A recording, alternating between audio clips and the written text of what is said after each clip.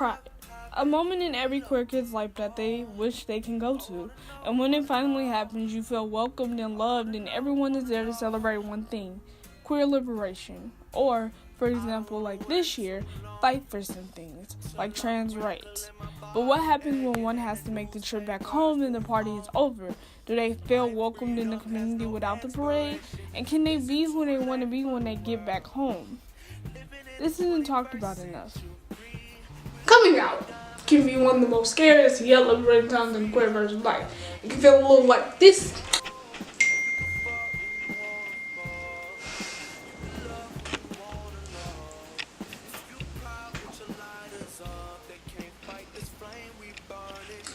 That can like this.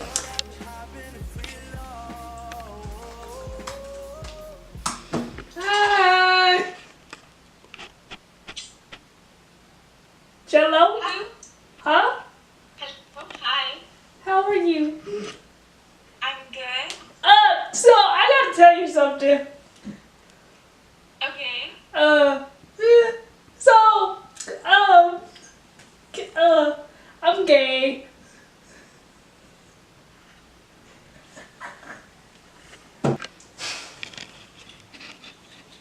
This bitch didn't even give me time to say anything. They are a little like that. Hey. Hello, darkness, my old friend. I've come to talk with you again.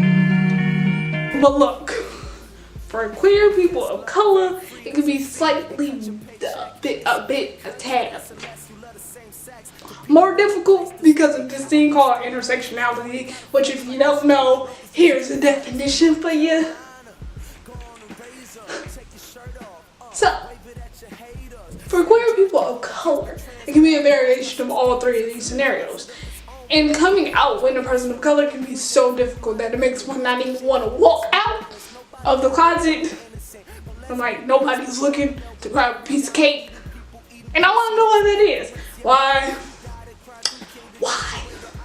Is it because of things that their community, as far as like ethnicity and culture might say, or is it of things that they think that the LGBT community might say about their race? I want to know. And I want to know things like dating apps like Grindr and Tinder promote things like exclusion of people of color, because we see things like no Asians, no blacks. Or spice, no chocolate, nor rice. Oh. Well, that's just mean. What is spice? Hispanic? Puerto Rican? Goodbye. Don't ask what you into or what you looking for. It pisses me off. No Orientals. Intelligence welcomed. Ironic. Is that even an option though? On Grindr? Like Oriental, like check? Friends and maybe dates, no partnered guys. And Asians, please leave me alone. These guys are creatively racist. He's not even that cute to be saying that. They might not want to even rush for you.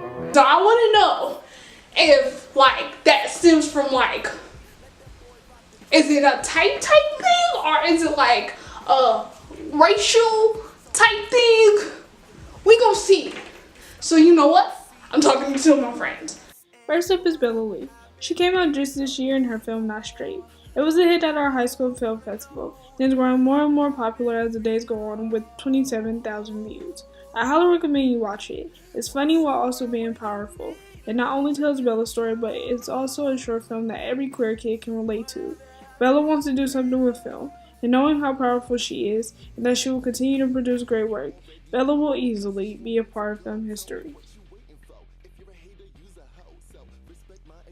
Next up is James Aguilar. Easy to say that he was and still is one of the most well-respected people from our high school. Never really officially coming out, people around James said that they weren't really surprised when he screamed "I'm gay" to everyone in his literature class in 2016. James was our 2017-2018 school president and was working at the school district the same year. Now James is on the school board of San Leandro, California. James is very open about who he is, and that he is going to be a great president one day for the people. Even though I don't want to wait that long to see our first openly gay president, I bet James is going to be the first. We gonna see what they say, and if we get different results from the two people, I want y'all to remember that I'm not a scientist. I don't know what I'm doing. I don't know statistics. That's why I gotta be in statistics right now. I don't know what I'm talking about, but yeah, I don't know. We're just about to figure out what we find out. Yeah, okay, bye. I identify as a queer Chinese American woman. Okay, well, first I have to say that I don't identify as white. I'm proud of my Latino background, and I own that. Yeah. Back in elementary school, when I told my peers that I was Latino, they used to laugh at me and engage in arguments with me because they saw one thing, the color of my skin. And we all know it, I'm white as hell. When I blush, I turn into a tomato. When I spend time in the sun, I'm a freaking lobster. But, you know, I've been asked if I identify as a queer person of color, but in the present, while I am Latino, I don't feel I can identify that way based on my skin color. It's in part because of those kids that used to harass me, and who told me off, or at least tried to. Yeah. I would define it as an insecurity of mine. I don't want to offend the others with an identification marker that the community necessarily may think I am otherwise. I think that it is also important to note that I do strongly acknowledge that because of my skin color, I've been afforded many more privileges than my peers and those people of color, and that bothers me in a societal context, but that's part of the reason why I don't identify as a queer person of color. I do think it's hard to find a queer API community, because typically when I do look for queer communities, it's not like ethnicity or race specified, which is great, because then you have that like whole gigantic community together sharing that one common thing or multiple common things. I do find it easier to identify with being queer in an API separately, just because there's so many groups that are API focused specifically and queer focused specifically that I kind of have trouble finding them both mixed together. Undoubtedly. I think that it would be dangerous to think otherwise, that it's not present. And I wrote that Kathy Cohen, she's a political science professor that I really admire. I've looked at senior year of high school. She's among a group of those others that coined the term secondary marginalization. Marginalized groups further marginalize those subgroups in each community, and in this case, the LGBT community. And I think that there is racism in almost every community. I do think there's racism within the LGBTQ community. It's hard to pinpoint because there's multiple instances, and all the instances are so different because the LGBTQ community like encapsulates all different kinds of race and ethnicities, that it's hard to really pinpoint like certain groups doing that to other groups. I do think that when thinking about the LGBTQ community, there tends to be the lack of like considering how being a person of color and LGBTQ plus intermixes or causes intersectionality. I can sadly say absolutely not. None that I can readily think of. I'm sure there was probably one somewhere out in the universe. It's sad, really. It's only more recently, around about 2014 to now, that queer people of color have begun to take the light in the media, whether it be entertainment or the news even. They're vastly underrepresented, and that's an understatement. I think that even worse, that in our childhoods, we haven't seen many prevalent cis people of color even take roles on the screen. That's important to recognize. I think that children's channels like Nickelodeon and Cartoon Network are beginning to make those good enough strides, but they need to continue. Netflix and the BBC are the only ones that I think of that can really stand out as services that are really pushing for further representation. So shows like Orange is the New Black, Sense8, Chilling Adventures of Sabrina, Doctor Who, right? All of these really forward-pushing shows, but not in the past. I think growing up, it was already hard seeing people of color representation. So even seeing queer people of color representation was probably even like thinner. I specifically usually kind of look towards East Asian representation because that's what I identified with the most, and that's what looks like me the most. So even that alone, like, it's pretty well known that Asian representation by itself isn't very available in Hollywood or media representation. It's definitely improving and growing, but there needs to be more, and also inclusion of other queer people of color. I think so, yeah. That's largely because of the lack of economic and societal support structure that some people of color have as opposed to whites, and that's just that's been innate through the country's history. It's nothing new, right? People of color are on the ass end of things, and that's just ridiculous. Like I said before, a white person cannot understand the different cultures and experiences, especially that of people of color, and are often oblivious to it. I think that recognizing the need for the supports is so crucial for making sure that the non-passing people of color do have an easier time coming out.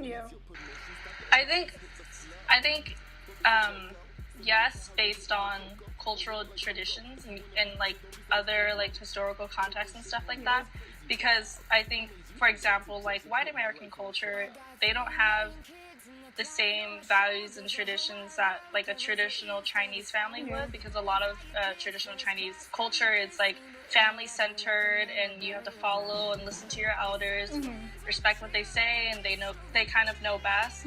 But and they also, like, a lot of times, well, I think for me, I can't really speak for the whole community, of course, but like my parents tend to not really like parent emotionally. It's more like rationally. So they don't really like express or like talk about emotions and stuff like that. So it's definitely more difficult in that sense. I don't think I can speak too much about like the general white American cultures and stuff like that, but I think it's easier because there's a larger community that's able to back them up, because like there are so many white Americans in the LGBTQ plus community that can have similar same experiences. It is, being a person of color does add a layer of like additional intersectionality of problems and things like that that I'm still having kind of trouble identify, but it's definitely different. I don't really know if I could say that it's more difficult just because everyone faces their own issues, but it's again like white Americans face certain problems versus how people of color face certain problems that, like, what am I trying to say? They basically have this like upper level to them that they don't know they have, that people of color have and they can see. It's pretty similar to like as if talking about like white privilege, you know? Hope that people can develop a sensitivity to others and start to really understand that we need to pull resources for people who have trouble coming out. We need to pull resources for these dating apps that are pushing to be more inclusive. Society is messed up right now. I mean, the Trump administration is refusing at all costs to identify LGBTQ people in nearly everything they do. I mean, Mike Pence just spoke at World AIDS Day, didn't even mention LGBTQ people. Not a word. And it's a whole subject surrounding LGBT people. Not only that, just regular people who might develop HIV, right? I push on. Like, that's all I could, if I were to give advice to kids who are who are questioning, who are just trying to develop themselves, is just push on, man. There's nothing else that you can do at this time. I mean, if it's so hard. This country is so messed up, and we're in a place where we're going backwards. And I have hope, but there's not a lot of it to go around.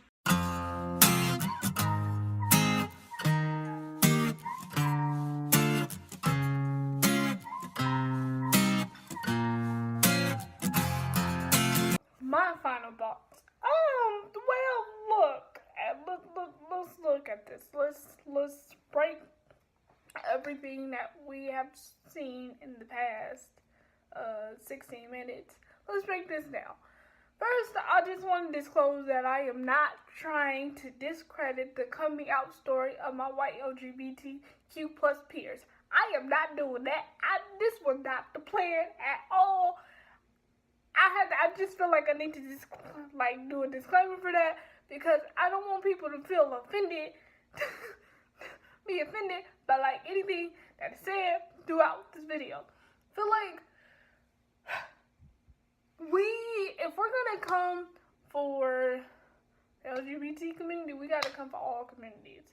We gotta talk about how our queer kids don't feel comfortable a part of any group that they're in.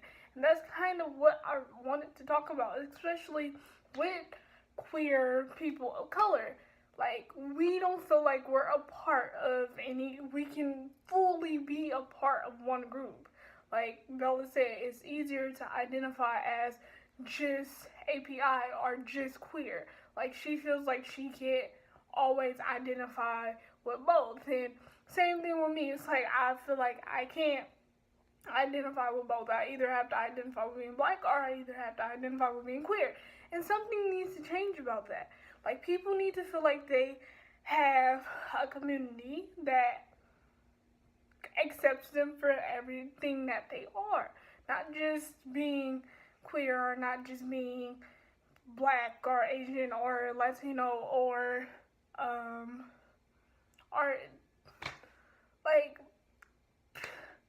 acceptance is key. And that's all I really wanted to talk about in here. Queer kids that are also identify as people of color, because of this thing called intersectionality, it can be difficult to come out because cultures, ethnicities, and races, however you want to put it, have traditions and values, like Bella said, have traditions and values that tend to be followed most of the time. And somebody that might break that norm is seen as the outcast, and they then don't feel like they're welcome. Then that's not fair. So that's what I wanted to talk about. But my final thought is that we all need to come together, whether you're white, whether you're black, whether you're Asian, whether you're Latino, no matter who you are, we all need to come together because look, James was stating, in the state that this country is in, we all need to come together and save ourselves, because this country isn't accepting who we are, which that's a whole different video for a whole nother time. But my point is, we need to build this foundation so everybody feels safe for coming out, not just white cis males.